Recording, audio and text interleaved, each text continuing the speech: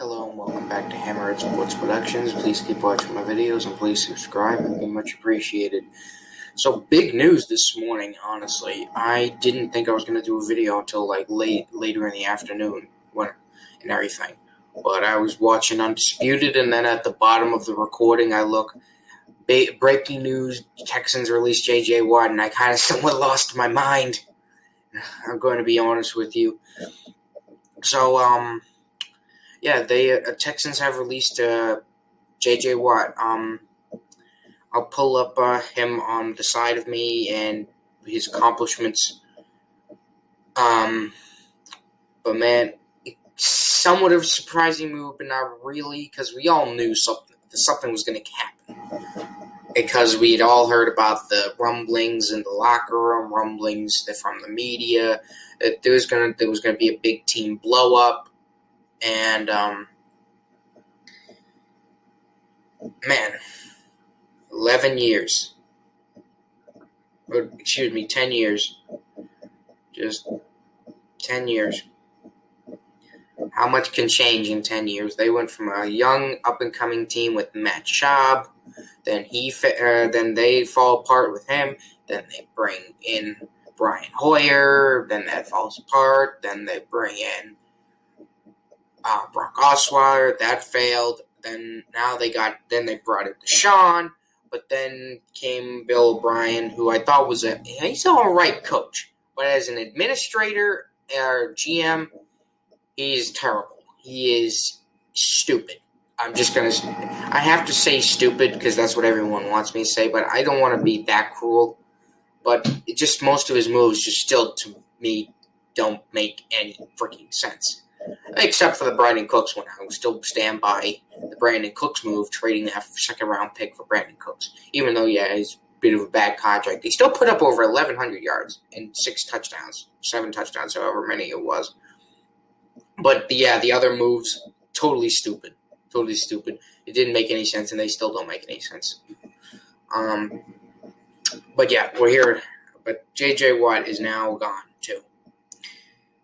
It's just, there's been his brother is he's already trying to recruit him on Twitter, if you follow Twitter, and I can definitely see him going to the Steelers.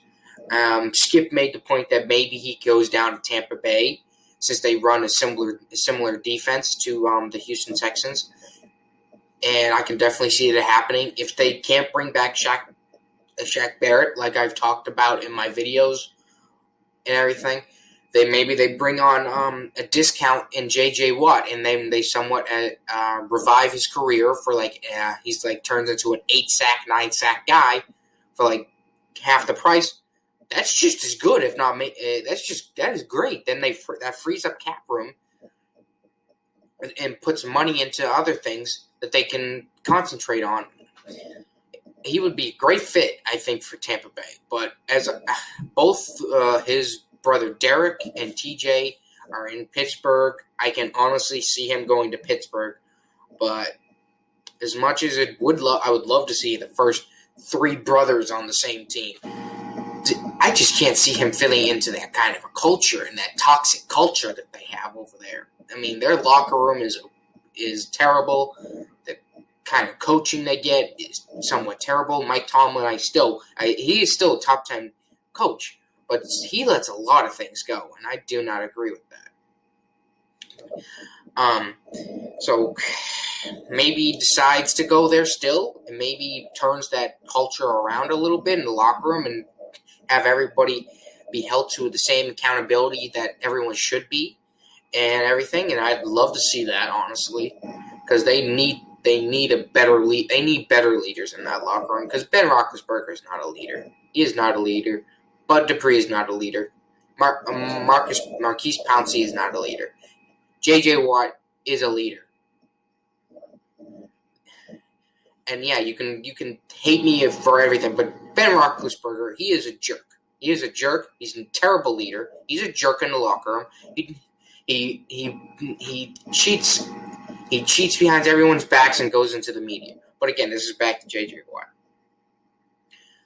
I will say, though, who knows how good he can still be because since 2015, he's only played in 26. He's only played in 16 games twice.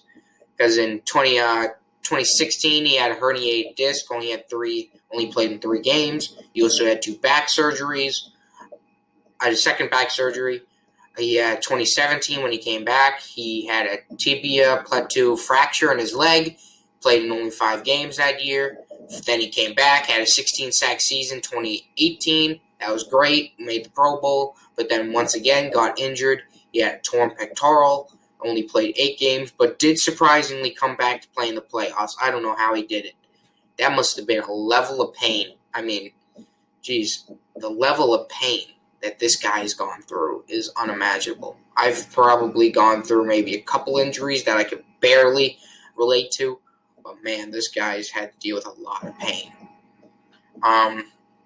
So top 3 destinations. I'm going to give you it's not top 3, top 4 destinations. As I've already mentioned, the Steelers, because the other 2 brothers are there. Tampa Bay Buccaneers, maybe Green Bay, go back home to Wisconsin, and last team, maybe the Raiders, because this is a kind of signing that the Raiders always thrive on. Person that everyone thinks is dead and their career is dead and everything. The Raiders resurrect their career and turn them back into what they were. So those are my top 4 destinations. I think not the Oakland Raiders, Las Vegas Raiders. But those are my top 4 destinations, and I hope you enjoyed my video, and Godspeed to J.J. Watt.